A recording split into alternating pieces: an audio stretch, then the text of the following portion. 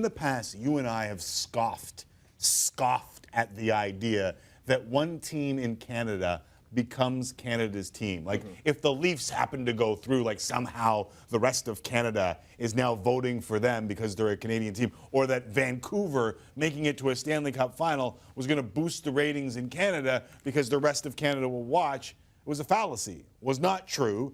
There are rivalries. Like, if you think if Calgary gets through, Edmonton's going to watch. It just doesn't happen like that.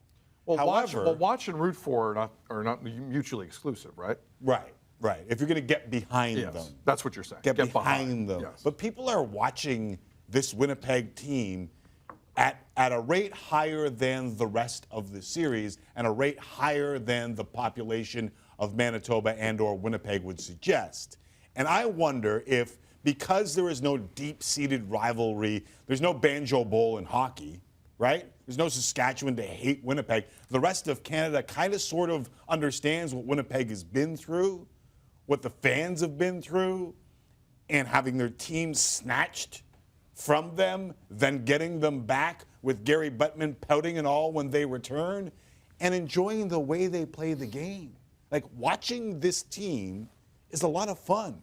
Like, they play the right way if you're a fan. They go up and down as fast as they can, and they beat the snot out of you, right? What's there to hate? What's there not to get behind, though? That's what I don't understand. Like, what's the counter to that?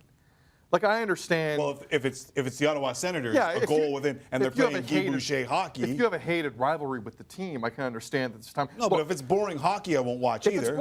But I was right there with you. But now it's also part of my job. But I was watching that Sens run last year, front to back. But you think people were invested in the Sens run outside of Ottawa? Not as much. No, not as much. It was boring hockey. They like a Carlson pass over the top because that was ridiculous. Beyond that, it was pretty boring hockey. This hockey's different. You had issues in Ottawa getting people interested in that run. No, let's remember how it played out, right? Yeah. But there's something, I don't know what it is, and I don't even know if it's just the style of play, Tim.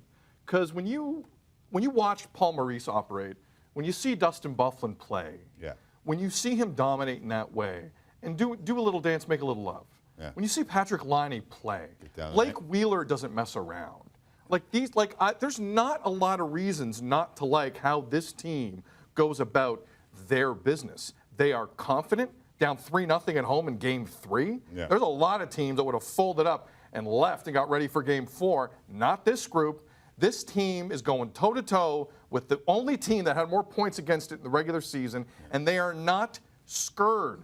They should be scared. They haven't been here before. Preds were the team, 2 wins shy of the Stanley Cup a year ago. Yeah. They went out and they pulled off the move. They got tourists. They wanted to get better too. They didn't stand pat. But it's the Jets who are like this. That game Saturday was unbelievable. I mean, if you would have told me, and it's 6-2, and not told me who won Saturday, I'm like, oh, well, obviously the Preds came out and dominated. Yeah. They're at home. They have the pedigree. And it was Kyle Connor who spent half the year with the Moose. Like, it's incredible. They're getting it from every line. And it's just fantastic hockey to watch. Yeah. I don't know how you can not root for this team. I'm sorry.